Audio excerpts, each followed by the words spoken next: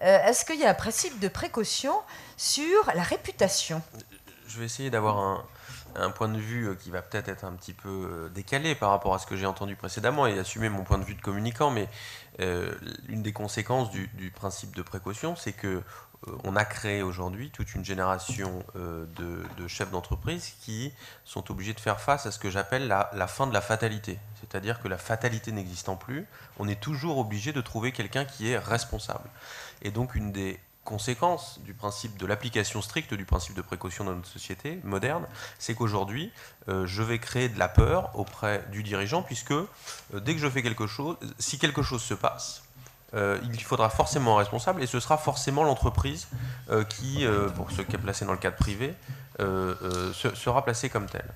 Si vous croisez ça avec le monde dans lequel on vit, qui est plutôt, moi, ce que j'appelle médiacratique, dominé par les médias, vous avez un croisement intéressant où le chef d'entreprise se retrouve totalement anesthésié pour prendre des risques. Et si, quelque part, demain, il va devoir gérer une situation compliquée, il sait que même si il n'est pas à la responsabilité stricte de la situation, il va se retrouver mis sur le banc, devant le tribunal médiatique, et totalement accusé, même s'il n'est pas à l'origine de ça. Donc je crois, pour répondre un peu à côté mais de votre question, que le principe de précaution a eu beaucoup de conséquences profondes sur la manière dont les dirigeants, les produits, les services sont appréhendés dans l'espace public.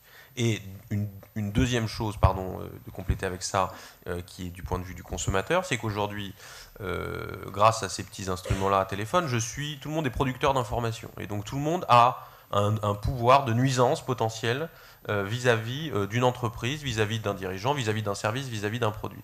Et donc, quelque part, mon expérience consommateur, puisque je suis armé de ce pouvoir-là et que je peux faire trembler une multinationale avec mon smartphone, bah, quelque part, je ne vais rien pardonner à l'entreprise.